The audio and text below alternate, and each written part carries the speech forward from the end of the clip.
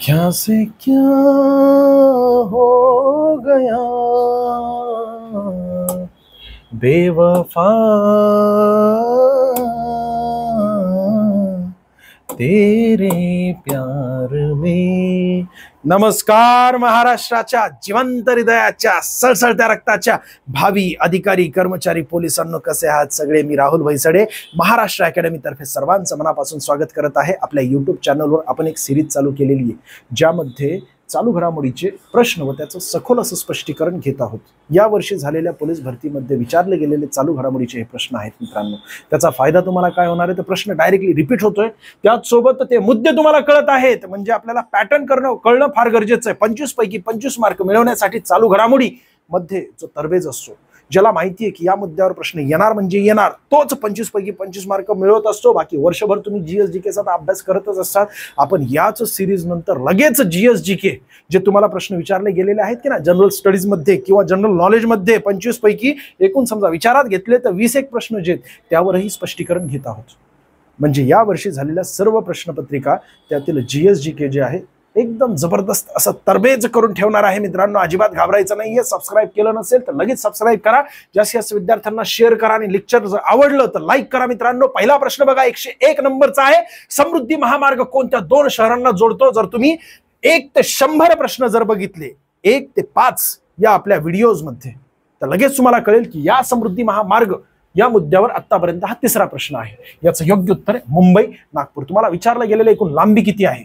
एकूण लांबी आहे बघा 701 किलोमीटर। याच वर्षी विचारलं गेलेलं आहे। अजून काय काय विचारलं गेलेलं आहे? तर हिंदू हृदय सम्राट बाळासाहेब ठाकरे महामार्ग असं त्याचं नाव आहे। एकूण किती जिल्ह्यांमधून जातो असा प्रश्न विचारला गेलेला आहे प्रत्यक्षात। म्हणजे अमरावतीच्या प्रश्नपत्रिकेमध्ये चालू घडामोडीचा एक प्रश्न काय होता की समृद्धी महामार्ग पुढीलपैकी कोणत्या जिल्ह्यामधून जात नाही? मुळात तो अमरावतीमधून जातो, परंतु मुलांना सवय लागली, आपण ज्या जिल्ह्यामधून फॉर्म भरलेला आहे त्याच जिल्ह्याचं लगेच तिथं क्लिक करून टाकतात, नीट प्रश्नही वाचत नाही। त्यांना वाटतं की आपल्याच जिल्ह्याबाबत विचारलं गेलं, तसं नाही, अमरावतीमधून जातोय म्हणून त्या मुद्द्यावर प्रश्न विचारला गेलेला आहे। इथे बघा, नागपूर, औरंगाबाद म्हणजेच छत्रपती संभाजीनगर, त्याचसोबत वर्धा, जालना, अमरावती, अहमदनगर म्हणजेच अहिल्यादेवी नगर, त्याचसोबत वाशिम, नाशिक, बुलढाणा आणि ठाणे या सर्व एकूण 10 जिल्ह्यांमधून हा समृद्धी महामार्ग जातो। त्याचं आता नवीन नाव काय? हिंदू हृदय सम्राट बाळासाहेब ठाकरे समृद्धी महामार्ग।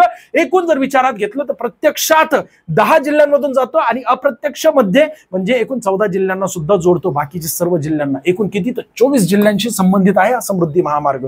सुरुवात आपल्याला विचारली जाऊ शकते, सुरुवातीचं ठिकाण कुठलं आहे? शिवमटका नागपूर, आणि अंतिम ठिकाण जे आहे ते आहे अमाने ठाणे। कुठे? तर पश्चिम टोक, म्हणजे या ठिकाणी अमाने आणि इथे शिवमटका। ठीक आहे। अजून काय विचारलं जाऊ शकतं का? 6 पदरी असतं, 6 लेन आहेत, त्याचसोबत एमएसआरडीसी, आणि एमएसआरडीसी म्हणजे एमएसआरडीसी विकसित करत आहे, विकसित केलेले समृद्धी महामार्ग। परंतु शक्तीपीठ बाबतही विचारलं जाऊ शकतं। का बरं? कारण ते चर्चेमध्ये होता म्हणून समृद्धी महामार्गावर प्रश्न विचारला गेलेला आहे। हे कळते का तुला सोन्या? शक्तीपीठ का चर्चेमध्ये होता? तू जर न्यूज मध्ये बघितलं तर कोल्हापूरमध्ये आंदोलन झालेलं आहे शक्तीपीठ महामार्गाच्या विरोधामध्ये। मग तुम्हाला एकूण लांबी विचारली जाऊ शकते, 760 किलोमीटर लांबीची आहे। एकूण ठिकाणं किती जोडतात? तर महाराष्ट्रातील 12 जिल्हे जोडतात आणि गोव्यातील एक गाव आहे, जिल्हा नाही एक गाव। त्याचसोबत नाव काय आहे? तर नागपूर गोवा द्रुतगती मार्ग। अजून नाव एवढंच आहे, वेगळं नाव अजून कुठल्या महापुरुषाचं या शक्तीपीठाला दिलेलं नाहीये। सुरुवातीचे टोक जे आहेत पवनार, वर्धा, आणि अंतिम टोक जर आपल्याला विचारलं तर ते आहे पत्रादेवी गोवा। कुठे आलं? पत्रादेवी गोवा, म्हणजे याच गावामध्ये आहे। एकूण 6 लेन आहे आणि डेव्हलप कोण करते? हेच। बाकी महत्वाचं, सर्वात महत्वाचं ज्यावर तुम्हाला प्रश्न विचारला जाऊ शकतो की आपल्या भारतातील सर्वात वेगवान व सर्वात जास्त लांबीचा पुढीलपैकी कोणता महामार्ग आहे? तर ते आहे समृद्धी महामार्ग। जर द्रुतगती मार्ग शक्तीपीठ झाला असता तर महाराष्ट्रातील सर्वात लांब द्रुतगती नियोजित मार्ग कोणता असला असता? म्हणजे नियोजित आहे, अजून झालेलं नाहीये, त्याच्यावर सध्या काय आंदोलन वगैरे चालू आहे, तर हाच मार्ग असला असता। सर ही सगळी माहिती तर पुस्तकातील फोटो काढून दिलेली आहे तुम्ही। सोन्या, अत्यंत महत्वाची माहिती म्हणजे करंट एक्सप्रेस, ज्याची आपण सिरीज घेत आहोत। तुम्ही थंबनेल मध्ये बघितलेले हेच चित्र बघितलेलं आहे की नाही? याच पुस्तकातील सर्व काही माहिती आहे, याच पुस्तकातून डायरेक्टली प्रश्न आलेले आहेत मित्रांनो। आणि महत्वाचं म्हणजे जेवढे काही तुमच्या परीक्षेमध्ये प्रश्न आलेले आहेत त्याचं विस्तारित असं सखोल स्पष्टीकरण सुद्धा याच पुस्तकात ठेवलेलं आहे। यापूर्वी भाग 1 होता, भाग 1 मध्ये हे सर्व काही मुद्दे होते, त्यावर प्रश्न आले होते। आता भाग 2 आलेला आहे, या भाग 2 मध्ये अजून इन्फॉर्मेशन ऍड करून आतापर्यंतची म्हणजे लोकसभा ही 18वी निवडणूक झालेली, त्याचसोबत सर्व काही आतापर्यंतचे जे मुद्दे ते ऍड केलेले. अतिशय सुंदर असं पुस्तक आहे. यामध्ये मागील वर्षीचे सर्व प्रश्न आहेत, प्रत्येक प्रश्नाचे डिटेल विश्लेषण जे आपण आता घेतो आहे हे चालू घडामोडीचे विश्लेषण आहे. आपण GSDK सुद्धा घेणार आहे. सोन्या, तुला सुट्टी देणार नाही. 25 पैकी 25 मार्क कसे मिळतील आपल्याला, त्यासाठी आपल्याला प्रयत्न करायचे आहेत. मग वन लाईनर सराव प्रश्न आहेत, अपेक्षित सराव प्रश्न आहेत, पोलीस घटकाविषयी सविस्तर अशी माहिती आहे. जानेवारी 2023 ते जुलै 2024, म्हणजे जुलै चालू आहे की नाही, आज किती तारीख आहे तुला माहिती आहे? 29 तारीख आहे. जुलै 2024 पर्यंत परीक्षाभिमुख सर्व काही घडामोडी यामध्ये ऍड केलेले लेटेस्ट पुस्तक आहे. लगेच घ्या. अतिशय महत्वाचे, ज्यांची आता 20 तारखेला 10 तारखेला परीक्षा आहे ना, फार फायद्याचं आहे. ठीक आहे, मार्केटिंगसाठी सांगत नाही मित्रांनो, तुम्हाला तर मी होईल तेवढं मी देतोय, परंतु खरंच जे चांगलं असेल सांगायलाच पाहिजे. महाराष्ट्र पब्लिकेशनचं हे आपलं पुस्तक आहे. ठीक आहे, अजून महत्वाची माहिती म्हणजे आपण ही सिरीज संपल्याबरोबर GSDK त्यावरील प्रश्न घेणार आहोत. कोणते प्रश्न? जे आत्ता तुम्हाला येऊन गेलेले आहेत की नाही ते, परंतु टॉपिक वाईज घेणार आहोत. म्हणजे 2024 मध्ये पोलीस भरतीला कलमांवर काय काय प्रश्न आले होते, सर्व काही कलमांवर, टॉपिक वाईज, मुद्द्यावाईज. राष्ट्रपतींवर काय काय प्रश्न आले होते, सर्व काही राष्ट्रपतींवर. जगदीप धनखड यावरही प्रश्न आला होता, म्हणजे उपराष्ट्रपती पद याबाबत काय काय प्रश्न आले होते. इतिहासामध्ये समजा आर्य समाज आहे किंवा वेगवेगळे आहेत, तर प्रबोधन घडविणारे जे संस्था आहेत त्यावर काय काय प्रश्न आले होते, जसं की प्रार्थना समाज असू द्या, परमहंस सभा असू द्या, आर्य समाज, ब्राह्मण समाज, संपूर्ण काही, रामकृष्ण मिशन, सगळं काही घेणार आहे मित्रांनो. काही सोडणार नाहीये. फक्त व्हिडिओ आवडला तर लाईक करायचा आहे, जास्तीत जास्त विद्यार्थ्यांना शेअर करायचा आहे, आणि सबस्क्राईब केलं नसेल तर सबस्क्राईब करून ठेवा. बेल आयकॉन दाबा, म्हणजे व्हिडिओ आले की तुम्हाला लगेच कळतील. कारण परीक्षेचा कालावधी आहे. आता पुढच्या महिन्यामध्ये परीक्षा झाली म्हणजे झालं असं नाहीये, तर सप्टेंबरमध्ये जागा सुटणार आहेत. कारण का, इलेक्शनचा कालावधी, इलेक्शनचा वर्ष आहे, मोठ्या प्रमाणात जागा येणार आहेत. केवळ पोलीस भरतीच्याच नाही, वेगवेगळ्या जागा सुद्धा येतील. महाराष्ट्र जिल्हा निवड समिती जे आहेत की नाही, त्यामधील वेगवेगळ्या जागा, पुन्हा तलाठीची सुद्धा येणार आहे असं आम्ही ऐकलेलं आहे. फिक्स नाहीये, जे फिक्स नाही त्याच्यावर चर्चा करून उपयोग नाहीये. पुढच्या मुद्द्याकडे आपण जाणार आहोत. बघा पुढचा प्रश्न 102 महाराष्ट्र सरकारने नुकतीच जाहीर केलेली मुख्यमंत्री लाडकी बहीण योजना पात्रतेसाठी महिलांची वयोमर्यादा किती आहे? 18 ते 65 वर्ष वयोगट. पूर्वी किती होते? 18 ते 60 वर्ष वयोगट होतं. आता किती झालेले? 18 ते 65 वर्ष वयोगट. सर, वय वाढवलं गेलं. त्याबाबत विरोधकांनी जे आहे मोठ्या प्रमाणात टीका केली होती, म्हणून ते वय 5 वर्षाने अजून वाढवलं गेले. याचा अर्थ काय की आवाका योजनेचा वाढलेला आहे. याचा अर्थ काय, लाभार्थी संख्या सुद्धा वाढलेली आहे.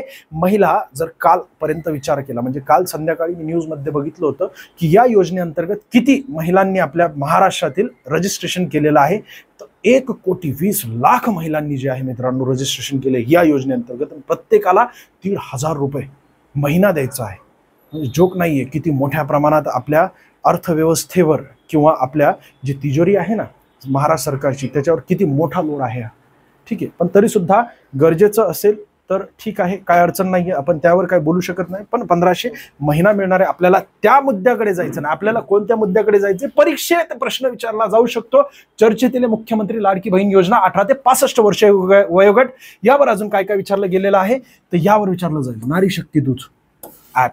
ठीक आहे, ज्यावेळेस आपण फॉर्म भरतो त्यावेळेस मोठ्या प्रमाणात त्या ठिकाणी सेतूमध्ये लाईन लागली होती महिलांची, आणि लवकरात लवकर त्यांचं रजिस्ट्रेशन व्हावं त्यासाठी सरकारने आता काय नारी शक्ती दूत ऍप विकसित केलेलं आहे. या योजनेत सहभागी होणाऱ्या किंवा होण्यासाठी असणारी जी 5 एकर शेत जमिनीची मर्यादा आहे, तुम्हाला माहिती 2.5 एकर म्हणजे किती असतात? 1 हेक्टर, आणि 5 एकर म्हणजे 2 हेक्टर, बरोबर आहे.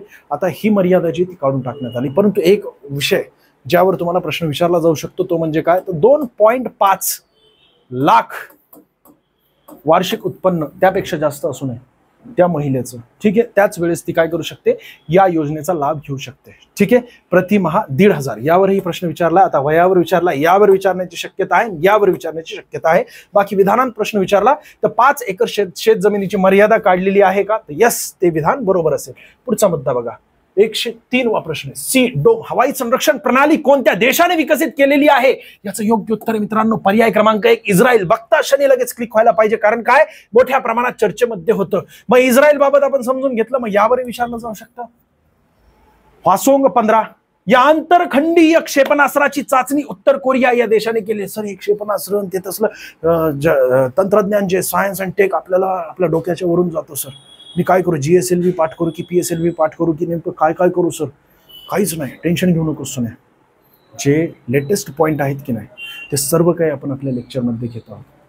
लेक्चर बघ, बघत असताना नोटबुक घे, महत्वाचे मुद्दे जसं की हे आणि हे पाठच करून ठेव. हा प्रश्न रिपीट झाला तर होऊ शकतो किंवा यावर आणि यावर विचारलं जाऊ शकतं. जे 2023-2024 मध्ये जे अपडेटेड आहे, ज्याच्यावर चर्चा चालू आहे, तेच मुद्दे आपण इथं उचललेले आहेत.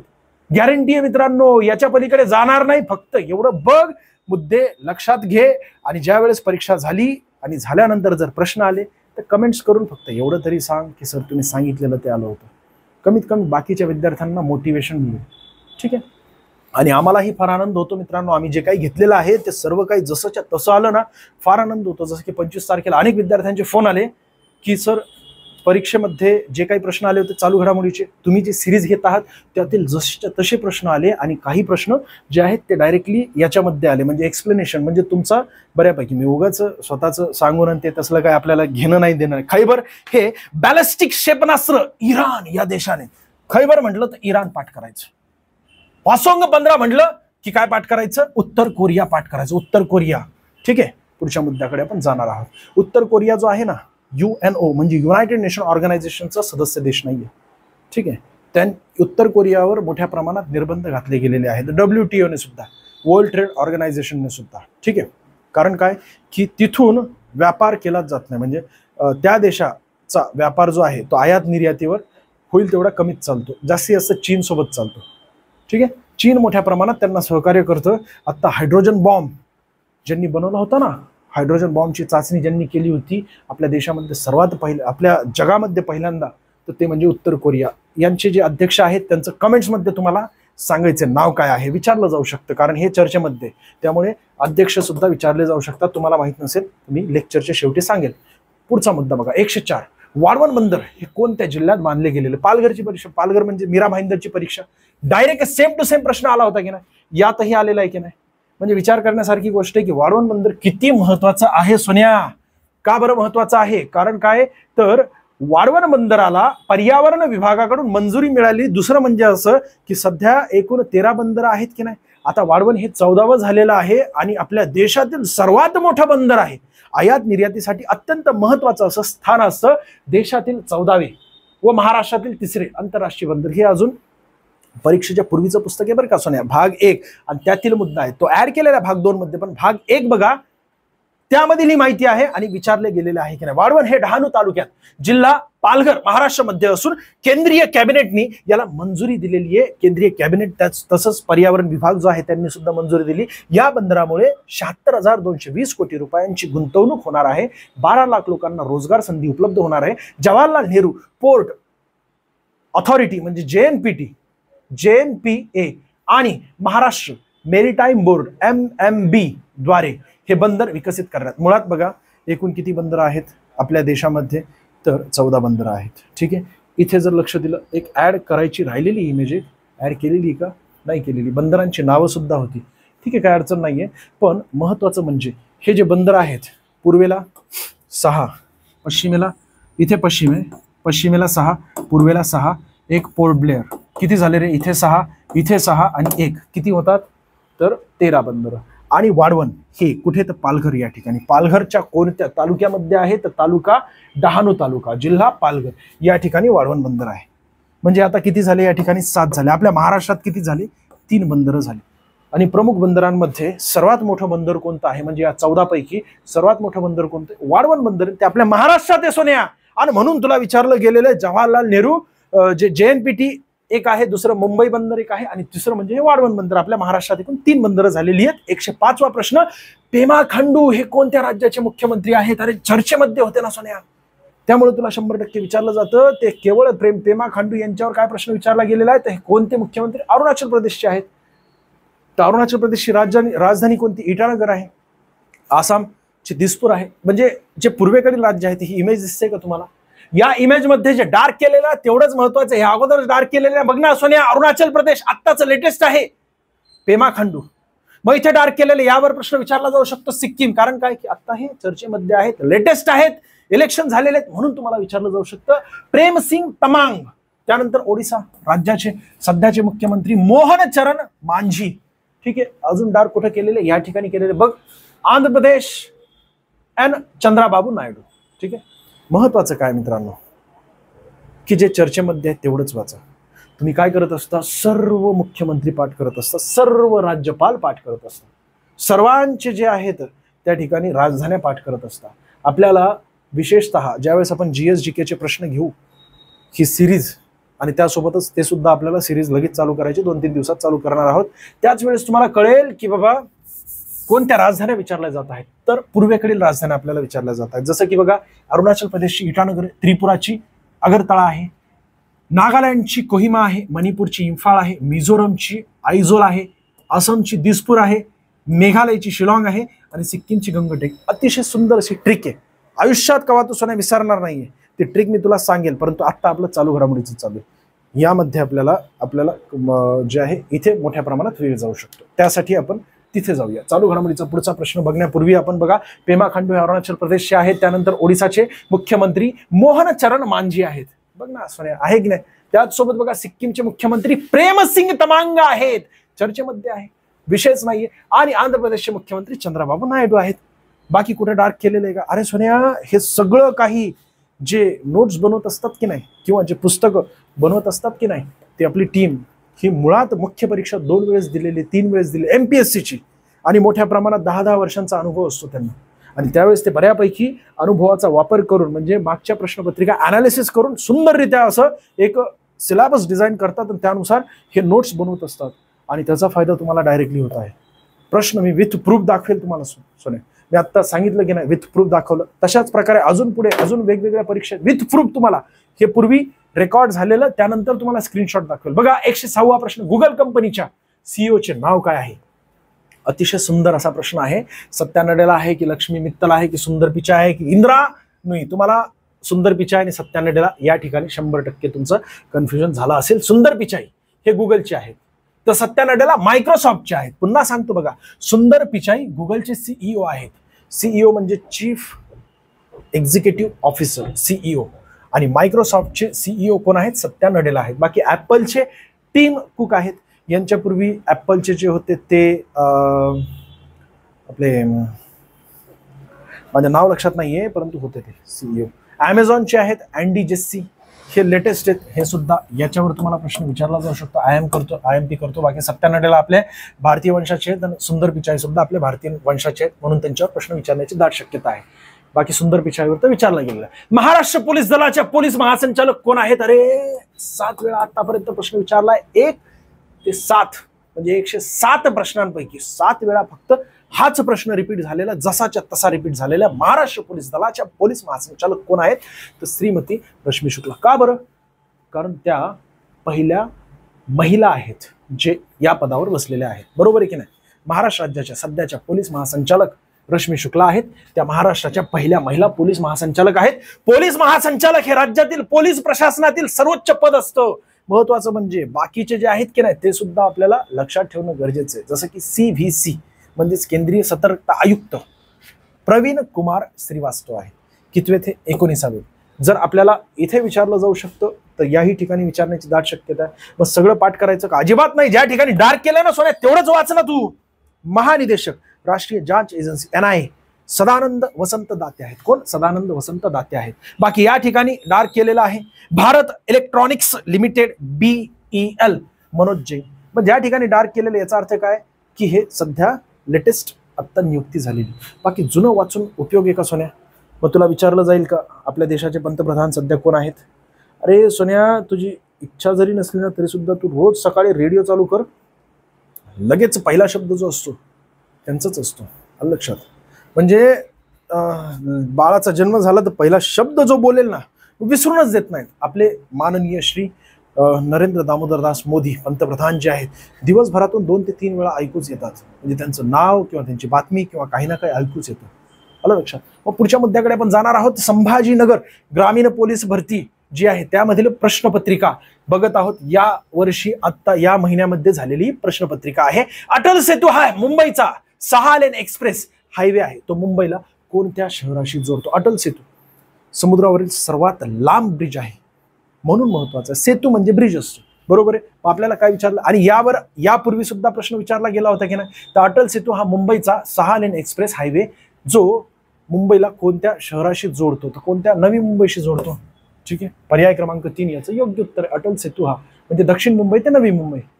अटल सेतू हा देशातील सर्वात लांब सागरी सेतू आहे. अटल सेतूची एकूण लांबी तुम्हाला विचारली जाऊ शकते 21.8. लगेच टिपून घ्यायचे. अटल सेतू दक्षिण मुंबई मधील शिवडी ते न्हावाशेवा, बरं का, शिवडी ते न्हावाशेवा कुठलं तर नवी मुंबई.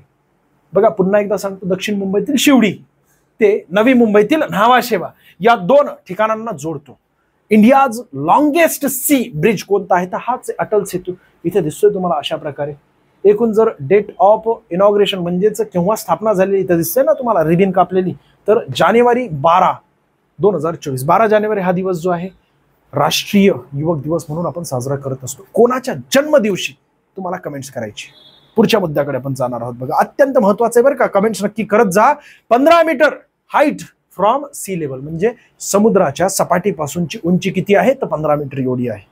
अजून महत्वाचं काय आहे तर 70,000 vehicles it can accommodate daily, म्हणजे रोज या हायवेवरून 70,000 व्हेकल जातात किंवा जाऊ शकतात अशा प्रकारचा हा ब्रिज आहे. 22 किलोमीटर टोटल लेंथ आहे, त्यापैकी 16.5 किलोमीटर ओव्हरसी आहे, म्हणजे समुद्रावरूनची लेंथ जी आहे ती किती आहे 16.5 किलोमीटर आहे. आणि बाकी समुद्राच्या बाहेर म्हणजे जमिनीवर याच ब्रिजवर 5.5 किलोमीटर लांबीची ही रेंज आहे. आपल्याला लक्षात काय ठेवायचं तर एकूण 22 किलोमीटरची एकूण लांबी या संपूर्ण जे हे आहे अटल सेतूची. आणि दुसरं म्हणजे समुद्रावरची लांबी किती आहे तर 16.5 किलोमीटर आहे. सगळे महत्वाचे मुद्दे स्क्रीनशॉट मारून ठेवा. प्रत्येक परीक्षेमध्ये केवळ पोलीस भरतीच नाही, यावर्षी होणाऱ्या सर्व परीक्षांमध्ये यावर 100% प्रश्न असणार म्हणजे असणार. 12 जानेवारी 2024 एक महत्वाचे. उंची तुम्हाला विचारली जाऊ शकते की समुद्र सपाटीपासून किती तर 15 मीटर एवढी उंची आहे. त्याचसोबत एकूण 70,000 यावर प्रश्न विचारला जाणार नाही की किती व्हेकल रोज जाऊ शकतात म्हणजे कॅपॅसिटी किती आहे, परंतु एकूण लांबी तुम्हाला विचारली जाऊ शकते. अप्रॉक्स 22 किलोमीटर आहे. ठीक आहे. आणि त्यातल्या त्यात समुद्रावर किती आहे तर 16.5 किलोमीटर आहे. पुढच्या मुद्द्याकडे आपण जाणार आहोत. 109वा प्रश्न आहे. 66व्या महाराष्ट्र केसरी 2023-24 मध्ये विजेता कोण ठरलेला? अत्यंत महत्वाचं आहे मित्रांनो. योग्य उत्तर काय? सिकंदर शेख या ठिकाणी दिसते. मग महाराष्ट्र केसरी बाबत आपल्याला विचारलं जाऊ शकतं. सुरुवात तशी जर आपण बघितली तर 1854 मध्ये झाली. ठीक आहे. पण 1854 मध्ये भारतीय शैलीतील कुस्ती स्पर्धा आहे ही 1854 मध्ये भारत येथे स्थापन झाली. महाराष्ट्र कुस्तीगीर परिषदेने याचे आयोजन केलेले आहे. आणि सुरुवात खऱ्या अर्थाने स्वातंत्र्यापूर्वी झाली होती, परंतु विकिपीडियावर जे दिलेले 1961. का बरं? कारण 1960 मध्ये आपल्या महाराष्ट्राची स्थापना झाली. त्यानंतर मग महाराष्ट्र केसरी असं नाव देण्यात आलं, परंतु पूर्वीचं नाव त्याचं वेगळं होतं. 66व्या महाराष्ट्र केसरी कुस्ती स्पर्धेचे विजेतेपद सिकंदर शेख, पाठच करा, सिकंदर शेख यांनी पटकावले. या स्पर्धा पुणे येथे आयोजित करण्यात आल्या होत्या. 2024च्या हिंद केसरी स्पर्धेचे विजेतेपद समाधान वाघमोडे. महत्वाचे बरं का, हिंद केसरी स्पर्धेचे विजेतेपद कुणी, म्हणजे याच प्रश्नाला धरून असाही प्रश्न विचारला जाऊ शकतो. काय करतात ते, चालू घडामोडीचा एखादा मुद्दा धरला ना की त्याच्या आसपासचं पुढचं मागचं विचारत असतात. त्यामुळे आपल्याला जे आहे बघा मागील प्रश्नपत्रिका आहेत, तुम्ही काय करत असता की पोलीस भरतीच्याच प्रश्नपत्रिका बघत असता. पण माझं असं म्हणणं आहे की वेगवेगळ्या ज्या सरळ सेवेच्या प्रश्नपत्रिका आहेत, जर समजा फॉर एक्झाम्पलसाठी सांगतो की पोलीस भरतीच्या अख्ख्या महाराष्ट्रामध्ये एकच परीक्षा झाली असती तर मग काय केलं असतं. आत्ता आपल्याकडे उदाहरणासाठी प्रश्न आहेत, मग त्यासाठी काय केलं असतं तर याच वर्षी झालेल्या वेगवेगळ्या परीक्षा ज्या आहेत त्यामध्ये नेमकं चालू घडामोडीचे कोणते मुद्दे धरलेले. जर मला बनवायला सांगितली प्रश्नपत्रिका तर मीही काय करेल, याच वर्षी झालेल्या चालू घडामोडीच्या प्रश्नपत्रिका बघेल आणि त्यामधील मुद्द्यांना धरूनच मी चालू घडामोडीचे प्रश्न विचारेल की नाही. कारण त्या चर्चेमध्ये किंवा गुगल ट्रेंड्सवर जाईल, गुगल ट्रेंड्स सर्च करायचं, त्या ठिकाणी जाऊन तिथे इंडिया सिलेक्ट करायचं. आपल्या भारतामध्ये कोणकोणते मुद्दे चर्चेमध्ये आहे. अरे हा सुद्धा आहे ना सोनिया, कुठला हा इंडियाज लॉंगेस्ट सी ब्रिज कोणता, अटल सेतू. यावरही प्रश्न विचारला जातोय का, कारण तोही चर्चेमध्ये. बघा ना तुम्ही रँक किती आहे, 3ऱ्या नंबरवर आहे अटल सेतू. एवढ्यांदा सर्च केलेलं आपल्या भारताने. त्याचसोबत अजून काय काय सर्च, महाराष्ट्रामधील लोकांनी सुद्धा काय काय सर्च केलेलं आहे. महाराष्ट्र केसरी सर्च केलेले, त्याचसोबत महाराष्ट्र भूषण पुरस्कार हा सुद्धा आपल्या देशातील सर्वोच्च पुरस्कार, आपल्या महाराष्ट्रातील सर्वोच्च पुरस्कार आहे. मग त्यावरही सर्च केले. अशोक सराफ यांना मिळालेला आहे की नाही, मग तेही सर्च केले. ते मुद्दे फक्त टिपून घेऊन तेवढेच मुद्दे कर, बाकी काही येत नाही त्याच्या बाहेरचं. अरे अनेक दिवसांचा अनुभव आहे त्यामुळे सांगतो सोन्या, उगच सांगत नाहीये. पुढच्या मुद्द्याकडे आपण जाणार आहोत. 110वा प्रश्न, सर्वात जास्त वनक्षेत्र असणारा जिल्हा कोणता आहे? गडचिरोली. आता हा चालू घडामोडीमध्ये कसं काय टाकला मला माहित नाही, पण जीएसजीकेचा तरी आपण डिस्कस करूया. गडचिरोली कुठे आलं रे?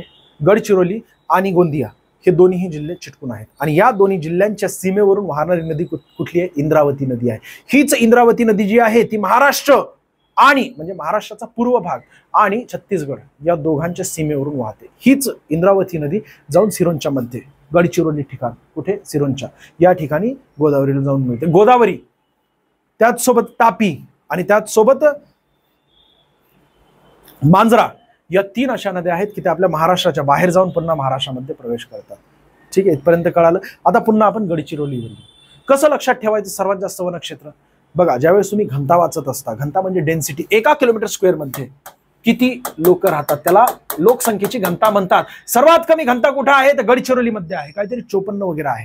पाठ करत बसू नको, 50 ते 55 दरम्यान एवढं लक्षात ठेव सोन्या. 54, 53. सर तुमचा आकडा चुकला, एखादा आकडा चुकला लगेच कमेंट्स येतं, सर हे चुकलं तुमचं, ते चुकलं तुमचं. नाही तर मग चांगला आहे किंवा लाईक आहे हे असल्या गोष्टी करतच नाही तू सोन्या. इन्स्टावर काय काय लाईक करत असतो रे सोन्या, कुणाकुणाला असं दिल देत असतो तू इन्स्टावर, पण इथं एक लाईक करायला तुझं जड जातं. अरे सोन्या, तुझ्या 1 लाईक नाही काय होणार आहे तुला, पण आम्हाला मोटिवेशन मिळतं आणि त्या लाईकमुळे काय होतं की बाबा अजून आम्ही कशा प्रकारे चांगलं काम करू शकतो त्यासाठी प्रयत्न करतो. तुमच्याच कमेंट्समध्ये तुम्हीच सांगितलं की GS-GK वर प्रश्न घ्या सर पोलीस भरतीचे, मग आम्ही प्लॅन केला आणि आता ठरवलेलं आहे तशा प्रकारे आम्ही पुढे 2-3 दिवसात घेणार आहोत. हेच तर सांगतोय ना सोन्या की तुमच्या कमेंट्समुळे, तुमच्या लाईकमुळे आम्हाला मोटिवेशन मिळतं आणि त्या प्रकारे आम्ही तशा प्रकारे काम करत असतो. इथे बघा, गडचिरोली एकूण लोकसंख्या घनता किती आहे? 54 असेल किंवा 53 असेल. ठीक आहे, पण घनतेबाबत जर विचारात घेतलं तर सर्वात कमी घनता गडचिरोलीची. मग भारतीय किंवा राज्यांचा जर विचार केला तर सर्वात कमी घनता कुणाची? अरुणाचल प्रदेशची. 2011ची जनगणना तुला विचारली जाईल, 2021ची झालीच नाहीये सोन्या, कोरोनामुळे झाली नाहीये, ते आकडे नाही आलेले, त्यामुळे 2011चीच पाठ करायची. मग 2011 जनगणनेनुसार एकूण जर विचारात घेतलं आपण तर अरुणाचल प्रदेश 1 किलोमीटर स्क्वेअर मध्ये 17 लोक राहतात. केवळ किती? 17 लोक राहतात. मग ज्या ठिकाणी सर्वात जास्त जंगलांचा प्रदेश आहे टक्केवारीचा विचार केला तर ते गडचिरोली आहे. त्याचसोबत आपल्या महाराष्ट्रात, त्याचसोबत तिथे देश पातळीवर अरुणाचल प्रदेश आहे. तसं म्हणलं तर एकूण क्षेत्र बघितलं तर मध्य प्रदेश प्रथम क्रमांक लागतो. इथं दिलेलं आहे ना बघा ना, महाराष्ट्रातील सर्वाधिक वनक्षेत्र असणारा जिल्हा गडचिरोली आहे. महाराष्ट्रात सर्वात कमी वनक्षेत्र असणारा जिल्हा कोणता आहे? लातूर आहे सोन्या. क्षेत्र कमी, परंतु टक्केवारीचा जर विचार केला, देशात सर्वाधिक वनक्षेत्र मध्य प्रदेशमध्ये आहे. कुठे आहे? मध्य प्रदेश. आणि वनांचे सर्वाधिक प्रमाण कुठे आहे? प्रमाण म्हणजे टक्केवारीमध्ये बरं का, अरुणाचल प्रदेशमध्ये. पुन्हा एकदा सांगतो, सर्वात जास्त वनक्षेत्र गडचिरोलीमध्ये आहे. ज्या ठिकाणी वनक्षेत्र जास्त आहे त्या ठिकाणी लोकसंख्या घनता कमी असायला पाहिजे, बरोबर आहे की नाही? त्याचसोबत नक्षलग्रस्त जिल्हा कोणता आहे? असाच गडचिरोली. यावरही प्रश्न. म्हणजे तुम्हाला बघा, एक मॅप आहे माझ्याकडे, मी एक्सप्लेनेशन मध्ये घेईल. त्या मॅपमध्ये सर्व काही महत्वाचे मुद्दे दिलेले आहेत. त्या मॅपच्या पलीकडे म्हणजे दरवर्षी सर्व परीक्षांमध्ये त्या मॅप मधून प्रश्न येतातच. तेही मॅप मी तुम्हाला इथे एक्सप्लेन करेल त्यावेळेस. बघा, देशात सर्वाधिक वनक्षेत्र मध्य प्रदेश राज्यात व वनांचे सर्वाधिक प्रमाण जे अरुणाचल प्रदेशमध्ये आहे. पुढे जाऊया बघा. आणि त्यामुळे या ठिकाणी लोकसंख्या घनता कमी आहे. ठीक आहे. बाकी लिंग गुणोत्तर याचंही आपण रिलेशन लावू शकतो किंवा रिलेट करू शकतो. सर्वात जास्त लिंग गुणोत्तर आपल्या महाराष्ट्रामध्ये तुम्हाला माहिती रत्नागिरी आणि सिंधुदुर्गमध्ये. सर असं का बरं? कारण या ठिकाणी जर कोकणाचा विचार केला तर इथे हा भाग ओबडधोबड आहे, हा भाग वनांचा आहे. कारण गडचिरोली नंतर दुसरा क्रमांक सर्वात जास्त वनक्षेत्र कोणतं लागतं? सिंधुदुर्गचं लागतं, बरोबर आहे की नाही? आणि त्यानंतर मग रत्नागिरीचा. असा क्रम आहे वनांचा विचार केला तर. मग ज्या ठिकाणी वनांचं क्षेत्र जास्त आहे त्या ठिकाणी आधुनिकीकरण किंवा औद्योगिकीकरण होईल का? नाही. मग इथे औद्योगिकीकरण फार कमी प्रमाणात झालेलं आहे, ओबडधोबड आहे. खनिज संपन्न प्रदेश आहे परंतु ओबडधोबड आहे. या ठिकाणी मोठ्या प्रमाणात औद्योगिकीकरण झालेलं आहे, इंडस्ट्रियलायझेशन झालेलं आहे. आणि म्हणून लोकसंख्येची जी कल आहे जाण्याचा, इथे एज्युकेशन मध्ये सुद्धा उत्तरेचा भाग जसं की मुंबई, ठाणे, नवी मुंबई, बरोबर आहे. तर या ठिकाणी मोठ्या प्रमाणात लोकसंख्या एकवटलेली आहे. कुठली? तर कार्यकारी लोकसंख्या. म्हणून या ठिकाणी दक्षिणेला महिलांची लोकसंख्या जास्त आहे. मग रत्नागिरी प्रथम क्रमांकाचा आहे की नाही लिंग गुणोत्तरात? द्वितीय क्रमांकाचा सिंधुदुर्ग आहे. मग तृतीय क्रमांकाचा कोणता आहे? तर असाच अभ्यास करायचा आहे सोन्या. गोंदिया आहे. या ठिकाणी गोंदिया गडचिरोलीला चिटकून, कारण काय वनांचा प्रदेश आहे, बरोबर आहे. त्याचसोबत ओबडधोबड आहे, खनिज संपन्न प्रदेश आहे परंतु ओबडधोबड आहे. त्या ठिकाणी औद्योगिकीकरण झालेलं आहे का? तेवढं नाही. मग ते कुठे गेलेली लोकसंख्या? नागपूरमध्ये गेलेली आहे, कार्यकारी लोकसंख्या. असं सुंदररित्या पाठांतर काहीच करायचं नसतं, फक्त एक्सप्लेनेशन नीट समजून किंवा स्पष्टीकरण नीट समजून घ्यायचं असतं आणि मग नंतर पुढे जायचं. बघा, यवतमाळ 15वी प्रश्नपत्रिका, आतापर्यंत आपण 14 प्रश्नपत्रिका बघितल्या तुमच्यामुळे. मग आता ही 15वी प्रश्नपत्रिका आहे. 111वी स्वतंत्र दिव्यांग विभाग स्थापन करणारे भारतातील पहिले राज्य कोणते आहे? तर महाराष्ट्र आहे. आणि त्याचसोबत दिव्यांग पार्क, बरोबर आहे ना? आपल्या जगामध्ये एशिया खंडात पहिला दिव्यांग पार्क कुठे स्थापित करण्यात आलं? तर नागपूरमध्ये सोन्या, आणि तेही म्हणजे महाराष्ट्रातच आहे. त्याचं योग्य उत्तर स्वतंत्र दिव्यांग विभाग स्थापन करणारे पहिले राज्य, आणि हे 2024 चेच आकडे म्हणजे अपडेट आहे बरं का. बघा, दिव्यांग विभाग स्थापन करणारं महाराष्ट्र प्रथम आहे, पहिलं राज्य. त्याचसोबत पार्क स्थापन करणारं सुद्धा आता 2024 मार्च मध्ये स्थापित केलेले पार्क, तर ते दिव्यांग पार्क कुठे आहे? नागपूरमध्ये आहे. अंधत्व नियंत्रणासाठी धोरण राबवणारे देशातील पहिले राज्य राजस्थान आहे, आणि त्याचसोबत आरोग्य धोरण राबवणारं सुद्धा देशातील पहिलं राज्य कोणतं आहे? राजस्थानच आहे. म्हणजे आरोग्याचा अधिकार, बरोबर, इथेच अरे पुढचाच मुद्दा, आरोग्य धोरण जाहीर करणारे देशातील पहिले राज्य सुद्धा राजस्थानच आहे. म्हणजे राईट टू एज्युकेशन तुम्हाला माहिती आहे, RTE, राईट टू इन्फॉर्मेशन तुम्हाला माहिती आहे, RTI, आणि त्याचसोबत राईट टू हेल्थ म्हणजे RTH, हे सुद्धा आता राजस्थानने राबवायला सुरुवात केलेली. पुढचा मुद्दा बघा, महाराष्ट्रातील देवळाली येथील अग्नी वॉरियर हा युद्ध सराव भारत आणि कोणत्या देशात दरम्यान आपल्या महाराष्ट्रात झालेला आहे, लेटेस्ट आहे, त्यामुळेच विचारलं जातंय. बाकी अजून सर्व युद्ध सराव पाठ करायची गरज आहे का? अजिबात नाही. याचं योग्य उत्तर आहे मित्रांनो सिंगापूर. ठीक आहे, भारत आणि सिंगापूर. पुन्हा एकदा नीट समजून घ्या, महाराष्ट्रातील देवळाली येथील अग्नि वॉरियर हा युद्ध सराव भारत आणि कोणत्या देशादरम्यान? अग्नि वॉरियर सिंगापूर आणि भारत. ठीक आहे, देवळाली या ठिकाणी झालेला आहे. सहभागी देश आणि त्याचसोबत युद्ध सराव हे सुद्धा आत्ताचे 2024 आतापर्यंत झालेले. आणि यावर प्रश्न विचारला जाईल, इथे IMP करतो मी. एवढंच वाचा, 1 2 3 4, बाकी अजून काही वाचायची गरज नाही. हेच विचारणार आहेत तुम्हाला जर विचारलं तर युद्ध अभ्यासावर. यापूर्वी सुद्धा विचारले, 2 प्रश्न विचारलेत. 100 म्हणजे पूर्वीचे जे 5 व्हिडिओ आहेत की नाही, ते तुम्ही जर बघितले त्यामध्ये तुम्हाला 2 प्रश्न दिसतील युद्ध अभ्यासावर. इथेच विचारलेला आहे, याच्या पलीकडे सुद्धा नाही. Bharat Mongolia nomadic elephant, Bharat चीन हँड इन हँड. आता हे हँड इन हँड कसं लक्षात ठेवायचं? तर तुम्ही ज्या वेळेस बॉर्डरवर तुम्हाला माहिती आहे, अक्साई चीन, भारत आणि चायना यांच्यामध्ये युद्ध झालं होतं 1963 मध्ये, आणि त्याच वेळेस जे आहे हे युद्धाबाबत संपूर्ण जे आपण न्याय मागितला होता आंतरराष्ट्रीय न्यायालयामधलं, हे या ठिकाणी आहे ना आंतरराष्ट्रीय न्यायालय, आणि मग तिथून म्हणजे युनायटेड नेशन ऑर्गनायझेशन यांच्या अंडरमधील हे आंतरराष्ट्रीय न्यायालय आहे. त्यांनी जे आहे आदेश दिले की शस्त्रबंदीचे आदेश दिले होते. म्हणजेच याचा अर्थ काय की भारत आणि चायना या ठिकाणी कोणीही गोळ्या झाडू शकतं का, किंवा बॉम्ब वगैरे ह्या सगळ्या गोष्टी होऊ शकतात का? नाही होऊ शकत. मग कसं? हातानेच एकमेकांना आपण ढकलू शकतो, हँड इन हँड. अशा प्रकारे लक्षात ठेवा, हँड इन हँड. बाकी भारत फ्रान्स शक्ती गरुड वरुणा, भारत श्रीलंका मित्र शक्ती आहे, भारत श्रीलंका मित्र शक्ती. पुढच्या मुद्द्याकडे आपण जाणार. व्हिएन्ना येथे पार पडलेल्या वासेनार व्यवस्थेच्या 26व्या वार्षिक सभेत आयर्लंड कोणत्या देशाला 1 जानेवारी 2023 पासून 1 वर्षांसाठी अध्यक्षपदाची जबाबदारी? अरे आपल्या भारताला मिळालेली सोने, आणि तुला माहित नाहीये अध्यक्षपदाची जबाबदारी? नाहीच माहित तर मग काय करायचं?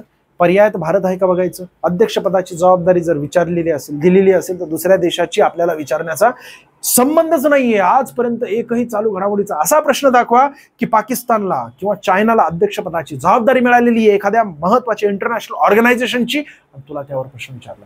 अजिबात नाही. भारताला मिळाली असेल 100% विचारलं जातं, आणि त्याचं योग्य उत्तर भारतच असतं. वासेनार या संस्थेचा मुख्य उद्देश पारंपरिक शस्त्रांच्या निर्यातीवर लक्ष ठेवणे हा आहे. या संस्थेचे मुख्यालय व्हिएन्ना. कुठे आलं? व्हिएन्ना ऑस्ट्रिया, व्हिएन्ना ऑस्ट्रिया या ठिकाणी आहे. आणि ऑस्ट्रिया कुठे? तर युरोप खंडामध्ये. ऑस्ट्रेलिया नाही सोन्या, ऑस्ट्रिया. असं करू नकोस, तुझ्याकडून मोठ्या अपेक्षा आहेत.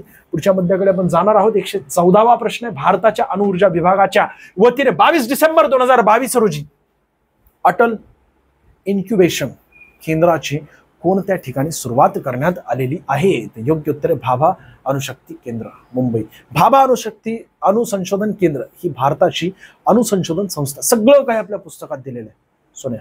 हे परीक्षेमध्ये तुमच्या प्रश्न येण्यापूर्वीच सगळं काही भाग 1 मध्ये दिलेलं आहे.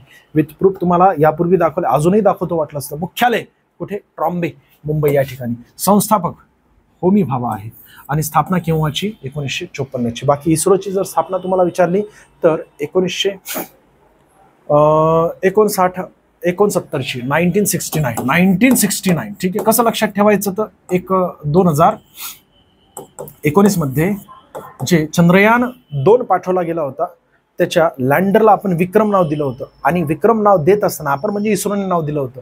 आणि विक्रम नाव का दिलेलं आहे त्याचं कारण त्यांनी सांगितलं होतं की इस्रोची स्थापना 50 वर्ष पूर्ण झालेले आहे. 50 वर्ष केव्हा होतील? 2019लाच होतील की नाही? 50 वर्ष पूर्ण झालेले तर ज्यांनी स्थापित केलेले म्हणजे ते कोण? विक्रम साराभाई.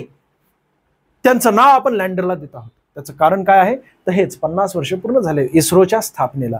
आणि मुळात विक्रम साराभाई यांचं सुद्धा जयंती 2019ला 100वी जयंती होती.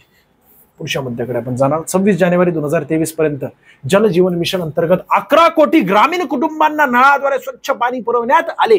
जल जीवन अभियान कधी सुरू करण्यात आलेलं आहे? सोन्या, एक महत्वाचं सांगतो सोन्या, रेडिओ ऐकत जा. रेडिओ कुठला? रेडिओ मिरची वगैरे तसलं नाही सोन्या. सकाळी उठल्याबरोबर तू काय करतोस? ग्राउंडहून रिटर्न आला. आता ग्राउंडहून तू किती वाजता रिटर्न येतोस ते माहित नाही, पण सकाळचं 7 वाजताचं तू पुन्हा ऐकू शकतोस. युट्यूबवर येतं, बरोबर आहे. तर नेमकं काय घडलेलं आहे? विविध भारती, आणि त्या विविध भारतीमध्ये जे आहे सगळ्या गोष्टी सांगितल्या जातात आणि त्यानंतर सर्व काही वृत्तपत्रांवर येत असतं किंवा त्यानंतर न्यूजवाले जे आहेत. आणि न्यूजवाले सध्या काय सांगतात? कुठलीही न्यूज चालू केली की ते हा त्या पक्षात गेला किंवा हा गुवाहाटीला गेला, गुवाहाटीवरून मग तो कुठे आला? गोव्याला आला, गोव्यावरून मग मुंबईला गेला आणि मग 50 ओके मग एकदम ओके. या सगळ्या गोष्टी ज्या आहेत त्या वरच्या लेवलच्या आहेत. सध्या आपल्याला गरजेचं नाही. आपण स्वच्छ आहोत आपल्या मनाने. आपल्याला फक्त अभ्यास एवढंच दिसायला पाहिजे. त्या अभ्यासामध्ये अभ्यासाशी रिलेटेड जे आहे तेवढंच बघायचं टीव्हीवर, बाकी अजून काही नाही. जसं की बघा टीव्हीवर येत असतं, म्हणजे युट्यूबर असतात विविध भारतीचे, जे सकाळी झालेलं आहे की नाही सगळी न्यूज ती येत असते युट्यूबवर. किंवा मग अजून कोणकोणत्या क्षेत्रामध्ये जिथून मिळेल तिथून पण, किंवा 7 वाजताची न्यूज ऐका एक्सरसाइज करत असताना सकाळी. तर 26 जानेवारी 2023 हे सांगितलं होतं आणि त्यावेळेस त्यांनी घोषितही केलेले बघा. अंतर्गत 11 कोटी ग्रामीण कुटुंबांना नळाद्वारे स्वच्छ पाणी पुरवण्यात आले आहे असं घोषित करण्यात आलं होतं. कोणत्या योजनेअंतर्गत? जल जीवन मिशन अंतर्गत. आणि मग जल जीवन मिशन तेव्हापासून आतापर्यंत एवढ्या मोठ्या चर्चेमध्ये होता, एवढ्या लोकांना पाणी पुरवलेलं आहे या योजनेअंतर्गत. याचा अर्थ योजना केव्हाची? 15 ऑगस्ट 2019ची आहे. ठीक आहे, 15 ऑगस्ट. यापूर्वी मोठ्या प्रमाणात चर्चेत असलेली जी योजना होती ती उज्ज्वला योजना होती, बरोबर आहे की नाही? या आणि त्याही पूर्वी महत्वाची जी योजना होती ती मनरेगा. म्हणजे असे कालानुसार वेगवेगळे चर्चेत आलेली योजना असतात, त्यातील ही एक योजना आहे. बाकी तुम्ही जर विचारात घेतलं 2014 ते 2024 पर्यंतच्या सर्व योजना त्या तुम्हाला करणं गरजेचं आहे. वाटलंच तर आपण एखादा व्हिडिओ टाकू आपण युट्यूबवर, सर्व काही योजना घेऊ, पण एखादा प्रश्न आला तर येतो त्याच्यावर. जल जीवन मिशन पंतप्रधान नरेंद्र मोदी यांनी 15 ऑगस्ट 2019 रोजी सुरू केले आहे. या अभियानाचा उद्देश 2024 पर्यंत प्रत्येक घरात, म्हणजे ग्रामीण कुटुंबाला नळाद्वारे पाणी, म्हणजे प्रत्येक घरापर्यंत पाणी पोहोचायला पाहिजे, हे उद्देश आहे या योजनेचा. कुठपर्यंत? 2024च्या अंतिम म्हणजे डिसेंबर पर्यंत. याचा अर्थ काय की 2024 चालू आहे. या संपूर्ण वर्षामध्ये जलजीवन मिशन 100% तारीख विचारली जाऊ शकते 15 ऑगस्ट 2019. त्याचसोबत घोषणा जी केली होती ना की किती लोकांना, तर 11 कोटी ग्रामीण कुटुंबांना नळाद्वारे स्वच्छ पाणी पुरवण्यात यश मिळालेलं आहे या योजनेअंतर्गत. 26 जानेवारी 2023 रोजी घोषणा करण्यात आली आहे. पुढच्या मुद्द्याकडे आपण जाणार आहोत. 116वा प्रश्न. भारत सरकारने 2023 या आंतरराष्ट्रीय बाजरी वर्षाचे प्रायोजक होण्यासाठी कोणाकडे मागणी केलेली आहे? याचं योग्य उत्तर काय मित्रांनो? संयुक्त राष्ट्र महासभा. युनेस्कोचा संबंध आहे का? जागतिक व्यापार संघटना म्हणजेच काय? WTO वर्ल्ड ट्रेड ऑर्गनायझेशनची स्थापना जर तुम्हाला विचारली तर 1 जानेवारी 1995. आणि याच वर्ल्ड ट्रेड ऑर्गनायझेशनचं पूर्वीचं नाव काय होतं तर गॅट होतं. गॅट. आणि हे गॅट केव्हाच आहे? 1948चं आहे. सर हे नेमकं काय आहे? तर वर्ल्ड ट्रेड ऑर्गनायझेशन म्हणजे जागतिक व्यापार संघटना आहे. व्यापारासंबंधित जे काही अडचणी आहेत त्या दूर करून होईल तेवढं व्यापार होणं गरजेचं आहे 2 देशांमध्ये, आणि त्यासाठी प्रयत्न करणारी ही संस्था आहे. बाकी संयुक्त राष्ट्र संघ म्हणजेच काय? United Nation Organization, UNO. आणि त्याची महत्वाची सभा जी असते तिला महासभा असं म्हटलं जातं. याचे सदस्य किती आहेत ते तुम्हाला कमेंट्स करायचे, मी पुढे घेणार आहे, काळजी करू नकोस. GS मध्ये आलेला आहे यावर प्रश्न आणि मी बरोबर टार्गेट केले घेणार आहे, बरोबर आहे. आता सध्या स्थितीमध्ये 1945 मध्ये स्थापना झालेली आहे आणि माझ्या मते 24 एप्रिल किती आहे तारीख माझ्या लक्षात नाही, पण 1945. आणि तेही कसं तर ब्रेटन वूड या ठिकाणी परिषद भरली होती. ब्रेटन वूड कुठे आहे तर इंग्लंडमध्ये आहे. ब्रेटन वूड या ठिकाणी एकूण 44 देश आले होते. किती तारीख केव्हा रे कोणत्या वर्षी तर 1944ला. 44 दिसतंय ना, यावरून लक्षात ठेव. एकूण 44 देश आले होते. दुसरं महायुद्ध चालू होतं, अजून संपायचं बाकी आहे. तोपर्यंत 44 देश एकत्र आले आणि म्हणले की बाबा हे काय चाललेलं आहे नुसतंच महायुद्ध महायुद्ध. अरे पहिल्या महायुद्धात आमची लोक एवढी गेली, सैनिक गेलेली आहेत, त्यांची फॅमिली बेघर झालेली आहे, मोठ्या प्रमाणात संपत्तीचा नाश झालेला आहे. त्यासाठी काहीतरी उपाययोजना करणं गरजेचं आहे. एक आंतरराष्ट्रीय संस्था असणं गरजेचं आहे. जसं की बघा, काँग्रेसची स्थापना करण्यात आली होती की नाही, त्याचं महत्वाचं कारण का, अरे ब्रिटिश व्यक्तीनेच प्रयत्न केले. ए.ओ. ह्यूम 1857च्या उठावामध्ये बिहारचे जे कमिशनर होते ए.ओ. ह्यूम, डोळ्यांनी बघितलं होतं 1857चा उठाव, आणि हा उठाव पुन्हा होऊ नये त्यासाठी कुकरची शिट्टी, म्हणजे कुकर आतमध्ये एअर गोळा झालेले, सिट्टीवर केली, एअर बाहेर गेलं.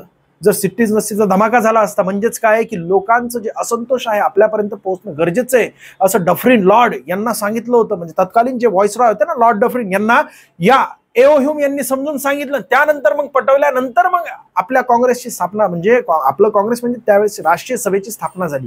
बरोबर आहे की नाही? 1885 मध्ये. तारीख किती? 28 डिसेंबर 1885. ठीक आहे.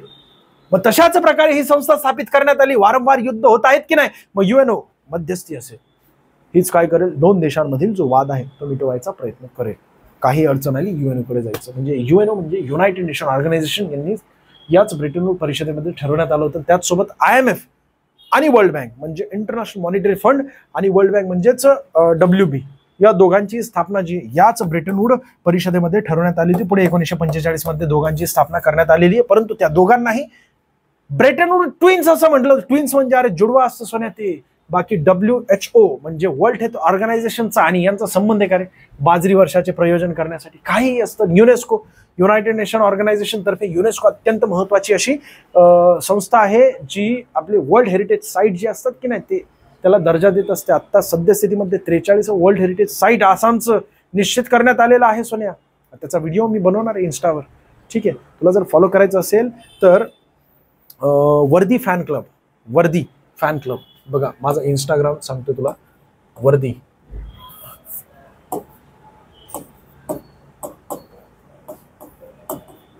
स्पेस द्यायचं म्हणजे अशी रेषा द्यायची.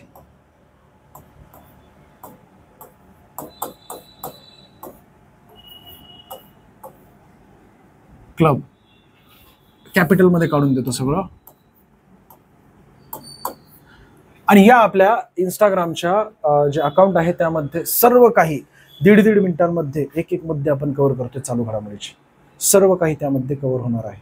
ज्यांना जॉईन करायचं असेल ते जॉईन करू शकता. आत्तापर्यंतचे व्हिडिओ सुद्धा बघा तुम्ही कसे आहेत. सगळे काही जे चालू घडामोडीचे मुद्दे ते कव्हर केलेले आहेत. आणि त्यातले अनेक प्रश्न आलेले आहेत. जसं की तुम्हाला माहिती, लाडकी बहीण योजना मोठ्या प्रमाणात डीपमध्ये डिस्कस केलेली. इथं माझं स्वतःचं त्या ठिकाणी फोटो आहे त्या इंस्टाग्रामच्या अकाउंटवर. ठीक आहे, तुम्हाला जॉईन करायचं असेल तर करून घेऊ शकता. हे आपलं वर्दी फॅन क्लब हे युजर नेम आहे. पुढे जाऊया बघा. स्पष्टीकरणांमध्ये संयुक्त राष्ट्र महासभा घोषित वर्ष वेगवेगळे करत असते. 2023 मध्ये आंतरराष्ट्रीय भरड धान्य वर्ष म्हणून घोषित केलं. 2024 मध्ये आंतरराष्ट्रीय उंट वंशीय वर्ष आणि 2025 हे हिमनद्यांच्या संरक्षणासाठीचे वर्ष असं घोषित केलेलं आहे. मग आपल्याला इथे विचारलं जाऊ शकतं. ठीक आहे, आणि जास्तीत जास्त इथे विचारलं जाऊ शकतं. बाकी 2025चं मला नाही वाटत विचारलं जाईल, पण तरी सुद्धा लक्षात ठेवणं गरजेचं आहे. हिमनद्यांच्या संरक्षणासाठीचे वर्ष आहे. आणि हिमालय आपला देश, बरोबर आहे, मोठ्या प्रमाणात सर्वोच्च पर्वत रांग कोणती आहे? हिमालय. सर्वात लांब रांग जर आपल्याला विचारलं तर अँडीज आहे. अँडीज दक्षिण अमेरिका या खंडामध्ये आहे. बरोबर. वेगवेगळं सर्वात जास्त डिवाइड झालेली रांग ग्रेट डिवायडिंग रेंज आहे. ते कुठं आलं तर ऑस्ट्रेलिया या ठिकाणी, ऑस्ट्रेलिया खंडामध्ये आहे. मग पर्वतांचे प्रकार पडतात त्यानुसार आपल्या देशामध्ये मोठ्या प्रमाणात हिम साचलेला आहे ज्या पर्वतावर, ते म्हणजेच हिमालय. पुढे जाऊया. 117वा प्रश्न आहे, भारत आणि कोणत्या देशादरम्यान मैत्री या नावाने पाईपलाईनद्वारे डिझेल पुरविण्यात? अरे मैत्री किती सोपं रे सोन्या. भारत आणि मग ना इथे दिलेलं आहे. काय झालं? अरे अडकलं. किती सोपं आहे बघ सोन्या. भारत आणि बांगलादेश मैत्री पाईपलाईनद्वारे, भारत बांगलादेश या पाईपलाईनद्वारे डिझेल पुरवलं जातं. 2023चा मुद्दा आहे पण आत्ता विचारला गेलेला आहे.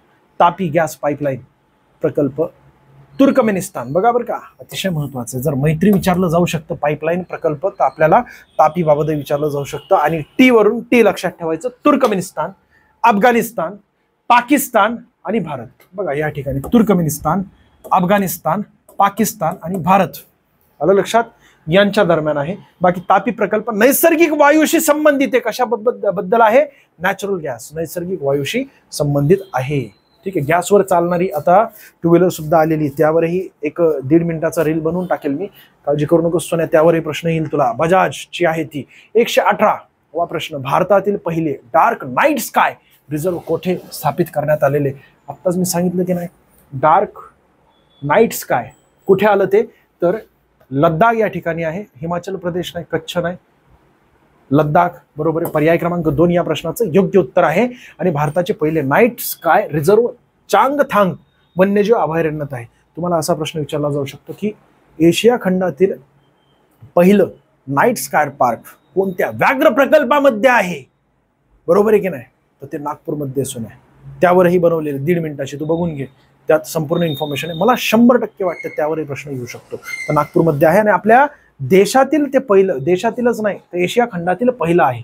एशिया खंडातील, पुन्हा एकदा सांगतो मी, एशिया खंडातील पहिलं डार्क नाईट स्काय पार्क. काय असतं काय नाही संपूर्ण माहिती दिलेली त्यामध्ये. तर डार्क नाईट स्काय पार्क हे कोणत्या व्याघ्र प्रकल्पामध्ये स्थापित करण्यात आलेलं आहे? तर ते आहे नागपूर या ठिकाणी आहे की नाही. कोणता व्याघ्र प्रकल्प आहे रे?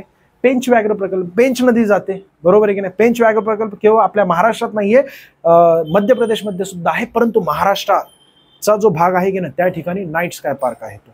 म्हणजे त्या ठिकाणी असं स्वच्छ आकाशाकडे बघितलं, स्वच्छ वातावरण असतं, त्याचसोबत प्रदूषित हवा नसते, त्याचसोबत आपण त्या ठिकाणी आकाशातील महत्त्वाचे जे वेगवेगळे ग्रह आहेत त्यांचे फोटोज काढू शकतो, टिपू शकतो. अतिशय सुंदर असं माहोल असतं.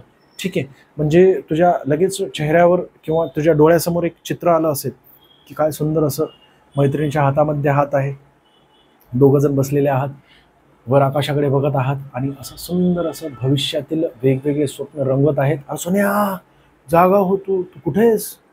अरे तू व्याघ्र प्रकल्पामध्ये बसलेला आहेस, इथं वाघ सुद्धा असतात सोन्या, विसरू नकोस. जागा हो आणि इथं लक्ष दे. बघा, भारताचे पहिले नाईट स्काय रिझर्व चांगथांग वन्यजीव अभयारण्य आणि ते हॅनले लद्दाख येथे आहे.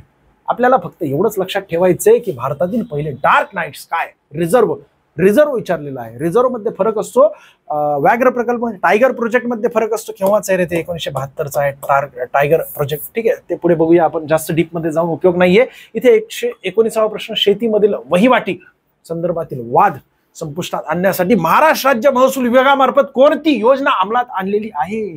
तर राहत का सलोखा पर्याय क्रमांक 3 याचं योग्य उत्तर. सहमत नाही, राहत नाही, मदत नाही असले पर्याय दिले जातात.